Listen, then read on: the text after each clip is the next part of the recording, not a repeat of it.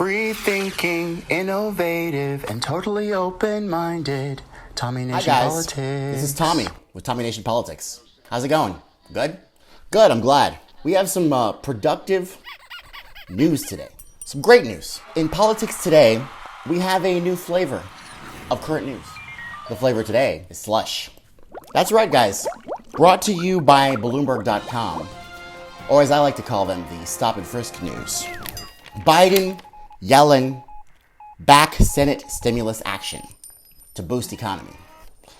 Man, I was wondering when the checks were going to go out the door on day one, Joe.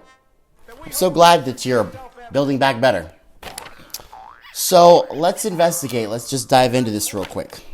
Like I said, coming from Bloomberg, we have a cuck neoliberal. His name is Josh Wingrove. He's going to write a non-consequential, unsubstantiated, non-questioning of authority, and completely bootlicking article where he doesn't ask any questions and he just reports what Joe Biden tells him to at face value.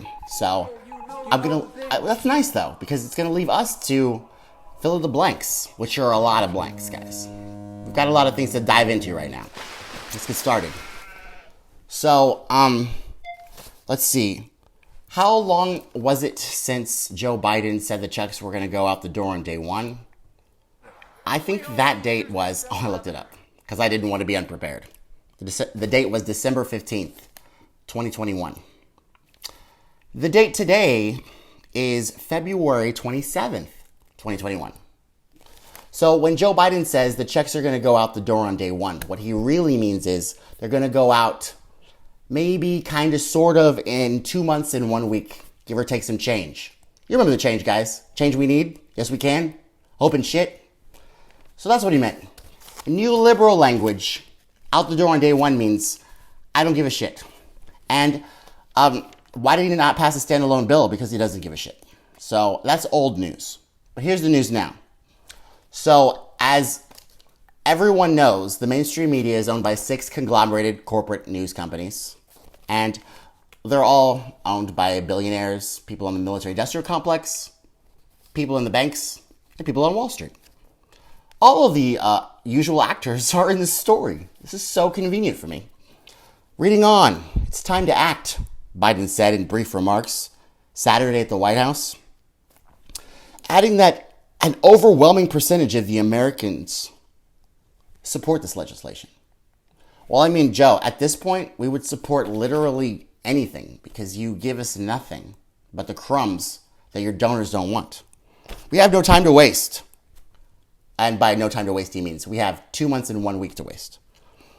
If we act now decisively, quickly and boldly, we can get ahead of this virus. We can finally get our economy moving again. Wow, that's inspiring. It makes me want to build back better, Joe. So, in translation, my donors will stop calling me names because they're pretty pissed that I didn't give them more money. Don't forget, the people that Joe Biden thinks owns him are greedy, unquenchably greedy, and overwhelmingly tyrannical, sociopath, narcissist megalomaniacs. So, you would think one dip in the cookie jar is enough. 48 hours they bailed out Wall Street, the banks, the military industrial complex. These guys keep calling him. Anyway, they want more and more and more. It's never enough for these guys. They want all of these things. Which is why, I mean, not only does Joe Biden not care about us, but also he couldn't do a standalone bill on $2,000 checks. Because then his donors would be asking, where's mine? Where's mine? I want the world. I want the whole world. Don't they already have it, though? Don't they already have it? Biden said he'd called House Speaker Nancy Pelosi moments earlier to praise her for extraordinary leadership. Extraordinary, Nancy. Extraordinary job. You know what's funny is that I don't really think he called Nancy Pelosi because he's literally picking up the slack of her lack of go time. Don't forget that she had a HEROES Act that she passed through the House of Representatives in May. And it's mysteriously disappeared. We're supposed to do all the shit that this stimulus bill is going to do. And we're going to dive into these details. Because remember how Nancy Pelosi said that this was going to honor the CARES, this was going to honor the essential workers, this was going to honor the emergency responders, this was going to honor the food service workers, all of the people that make our life work. And then Wolf Blitzer said, don't let the perfect be the enemy of the good. And it was nowhere near perfect. We represent them. Well, let's see what she's represented. She represented a zero. She represented $600 because she didn't want Trump's name on the checks. And she represented a pathetic piece of legislation. That's 591 pages, guys. 591 pages this is spelled. I had to read that. It was disastrous. And most of it is so boring. Some of it's interesting, though. Some of it is very interesting. The House voted 219 to 212 to pass the bill today. It was a sharp break from previous aid packages that had drawn wide bipartisan support. Yeah, they drew wide bipartisan support because, the Republicans were in power. And Trump is too dumb to know how to govern. He never knew how to govern. Mitch McConnell was governing. So bipartisan, they're all in the same club. Trump was the outsider. He doesn't know how to govern. He didn't. He left it to Mitch McConnell. He packed the courts with conservative judges. And he introduced wonderful Donald Trump to Gorsuch and Coney Bennett. Because you think Donald Trump would know these people? No. This was all Mitch McConnell's work. So, where was I going with this? Oh, yeah. So, anyway, the funny part, guys, is that it's a big club and we ain't in it. And the same mishigas is going on now as it was in the Trump administration. However, the tables have turned in neoliberalsville because now we're supposed to all rah, sis, boom, bah, the extraction of wealth. Not me, but the people who claim that they have principles and values. The people that claim that they want to enact a progressive agenda, which is getting rid of the income inequality gap, projecting the blessings of liberty to ourselves and our posterity, and gays, and blacks, and women. That kind of stuff. It's one thing when you cheerlead and you talk about how much you love gays and blacks and women, Democrats. But in your legislation, actions are supposed to speak louder than words. And with your actions, let's dive into this because this is a huge, extensive bill. And the checks were supposed to go out the door on day one. But they had to write a 591-page bill first. So, oh my God, guys. We've got all of this bickering going back and forth because the Republicans are scrambling, trying to find some semblance of irrelevance because they're completely irrelevant now. They've been wiped out. But they'll be back. They'll be back because the Democrats are horrible at governing as well. Both these parties don't even want to govern. They just want to, they just want to extract the wealth and funnel the. So in the midterms, the Republicans will be back. They'll probably take over the Senate again. They probably might even take the House. Because Nancy's just Nancy's getting really bad. She might not even get, she defeated Shahid Buttar. I don't get it. But Kevin McCarthy, the minority speaker, or the minority guy, because he's the minority in the House. So what do you call him? The minority leader. Yeah, whatever. He says, we could address the remaining needs through a similar bipartisan approach.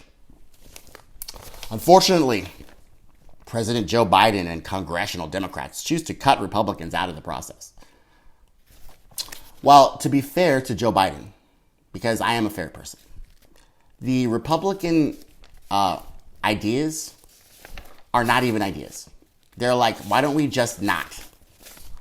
And like say, for example, the minimum wage.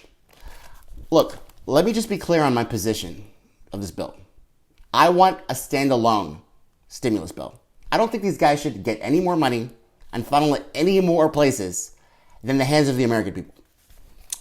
But if we're going to do with a minimum wage, we're not going to make it $9 an hour. After 40 years of neoliberal policies and inflation and a housing crisis and a jobs crisis not even seen since the Great Depression. Why are you Republicans so like this, guys?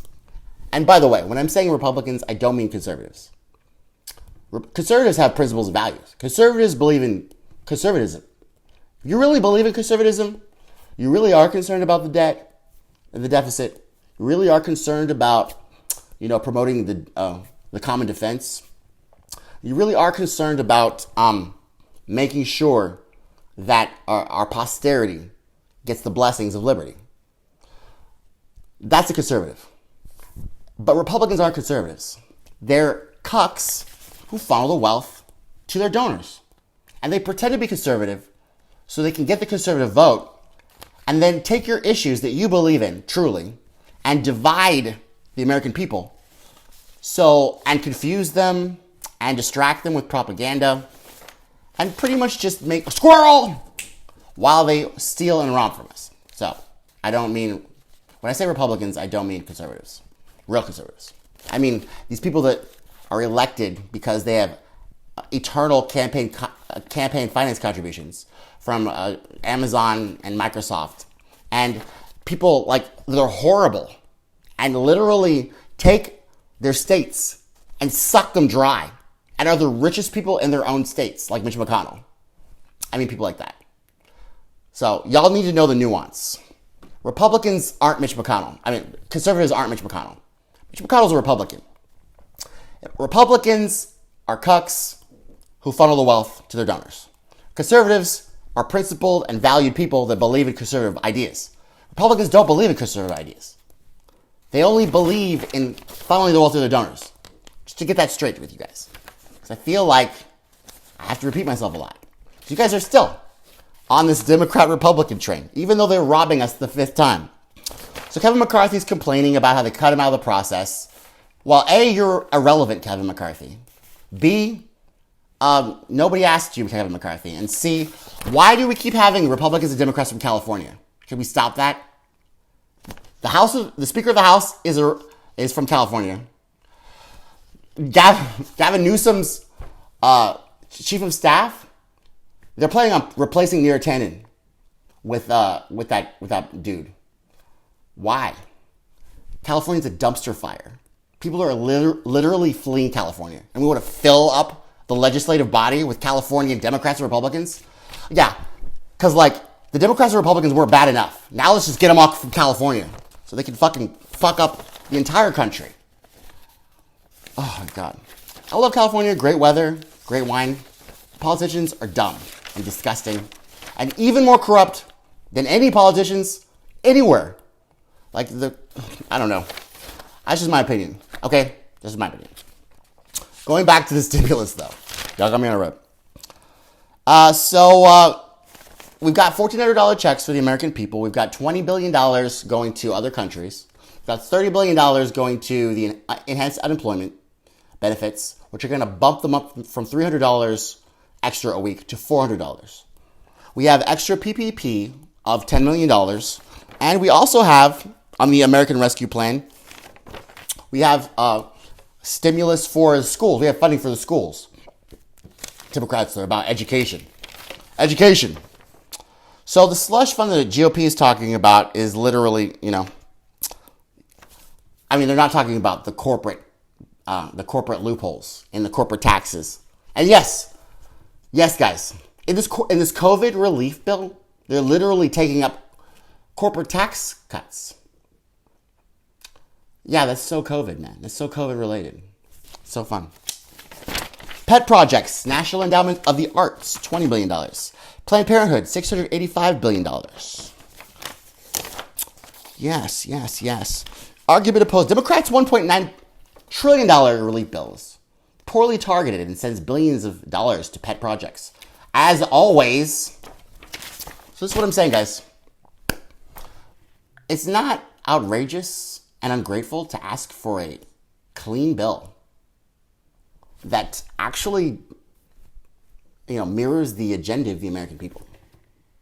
We don't have to accept this bullshit, just so you guys know. But $100 million for a tunnel underneath D.C., that's cool. And $1.9 trillion, guys. $7.25 billion for the PPP. $806.4 billion to health and vaccinations and COVID relief centers. So that's cool. That's COVID related. Good job. Way to go, guys. Y'all did it. Way to go. You actually did something COVID related there. So, it passed the House today. It's going to go to the Senate. Now, in the Senate, they can add their own mishigas to that. And in fact, they could literally vote it down and it would go right back to the House. It's not going to because the Democrats have the majority and Kamala Harris is the president of the Senate. She could break a tie. So what we're left with is Joe Biden's broken promises, a slush fund to the banks, the military-industrial complex, and Wall Street, as usual. And also, we get a tunnel under D.C., and Nancy Pelosi gets a pony. National Endowment Arts gets funded the 4th time. How many times did the American people get funded? $200, $600. Wow, we're just not as important as the National Endowment of the Arts, guys. Some of y'all should have just got some fucking piano lessons. Maybe Nancy Pelosi would have respected you more. I don't know. But all I can say is that they're finally, though, the upside of this, they're funding. Because Cuomo was actually complaining about this. And he was justifiably right. So, they bailed out Wall Street and the banks in 48 hours, first thing. Then they went and they buffered the stock market, the free market, with government money. Yeah, that's so free. Then they did a CARES Act, which was the upward transfer of wealth, not seen since the Gilded Age. They gave us $1,200. They gave untold trillions to airline industries, war profiteers, and bomb makers. And then they literally, the first thing Joe Biden did was bomb Syria again. Hey, we're back in Syria. Hello, boys, I'm back. Joe Biden, he likes to ride the trains.